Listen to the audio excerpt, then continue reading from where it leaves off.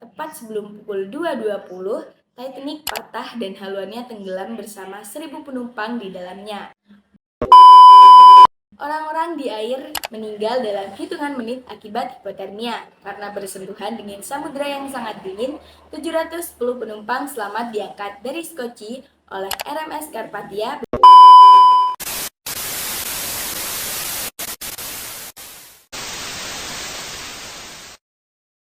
Halo semuanya, welcome to Learning with PCPT. Sebelumnya kita kenalan dulu yuk, nama aku Dea Laisa Adelia. Dan kali ini kita akan membahas lebih mendalam lagi tentang kapal Titanic. Tapi apakah kalian tahu apa itu kapal Titanic? RMS Titanic adalah sebuah kapal penumpang Super Britania Raya yang tenggelam di Samudra Atlantik Utara pada tanggal 15 April 1912. Setelah menabrak sebuah gunung es pada pelayaran perdananya dari Southampton, Inggris ke New York City. The Titanic was really a cover for a highly classified military operation to investigate two nuclear submarines that we lost during the Cold War with all hands, the USS Thresher and the USS Scorpion. They ironically turned out to be on either side of where the Titanic was lost. And quite honestly, had that not been the case, you wouldn't be looking at the guy that found the Titanic. Menurut CNBC Indonesia, kapal Titanic sendiri merupakan kapal mewah yang berlayar pada 10 April dan tragedi itu merenggut nyawa sekitar 1.500 orang dari 2.223 penumpang. Dilansir dari Detiknet, tenggelamnya kapal ini merupakan tragedi mematikan di masa damai.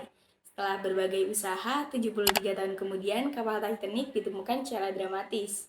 Tepat pada 1 September 1985, bangkai Titanic ditemukan sekitar 690 km lepas pantai Newfoundland, Kanada, di kedalaman 3.800 meter.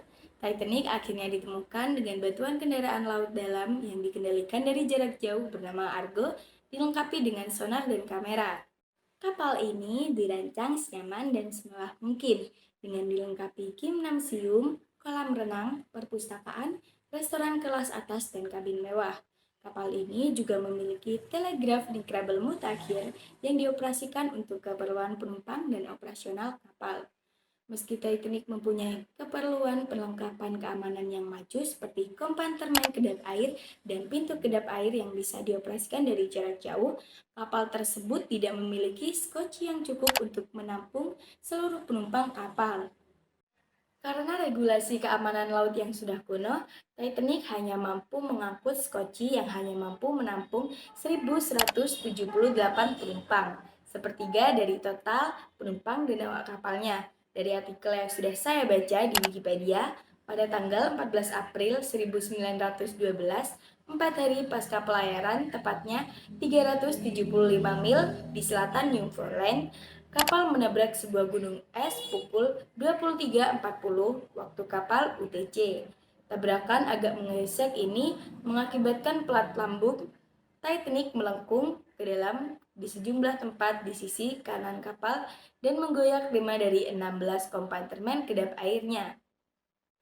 Selama 2,5 jam selanjutnya, kapal perlahan terisi air dan tenggelam. Para penumpang dan sejumlah awak kapal diungsikan ke dalam skoci, kebanyakan yang sudah diluncurkan dalam keadaan setengah penuh. Later, at about 3:30 a.m., the Carpathia arrived to pick up passengers. Of the 2,200 people on the Titanic, only 705 survived.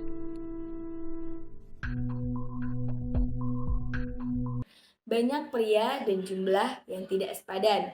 Hampir 90% di kelas 2 ditinggalkan karena para petugas yang memuat skoci mematuhi protokol wanita dan anak-anak dahulu. Tepat sebelum pukul 2.20, Titanic patah dan haluannya tenggelam bersama 1.000 penumpang di dalamnya. Boats on board. In addition to the shortage of lifeboats, some of the ones used were not being filled to capacity, stranding even more people on the sinking ship. For the next 2 hours, the front compartments of the Titanic filled with water, causing the bow to sink and the stern to rise out of the water. At around 2:18 a.m., the ship snapped into two. The bow sank first, followed by the stern a couple minutes later. Those who went down with the ship were left in the freezing waters. Orang-orang di air meninggal dalam hitungan menit akibat hipotermia karena bersentuhan dengan samudera yang sangat dingin. 710 penumpang selamat diangkat dari Skoci oleh RMS Carpathia beberapa jam kemudian. Bangkai Titanic masih ada di dasar laut, perlahan hancur di kedalaman 12.415 kaki atau setara 3.784 mil. I mean, that would have been tough, but no. The reactors were intact, so that was good news. There were no other indications of something amiss other than the submarine had gone down and it had imploded. As soon as the Navy was satisfied, we headed northwest for the Titanic. I had 12 days to hunt. But I had learned something from the Thresher and Scorpion that I couldn't tell anyone, because both submarines imploded before they came to the bottom. So on their way down, the pressure hulls went, and that implosive event is a gigantic explosion. And it just blew the submarines apart. Sejak ditemukan kembali pada tahun 1985, ribuan artefak diangkat dari dasar laut dan dipamerkan di berbagai museum di seluruh dunia. Titanic telah menjadi salah satu kapal ternama dalam sejarah.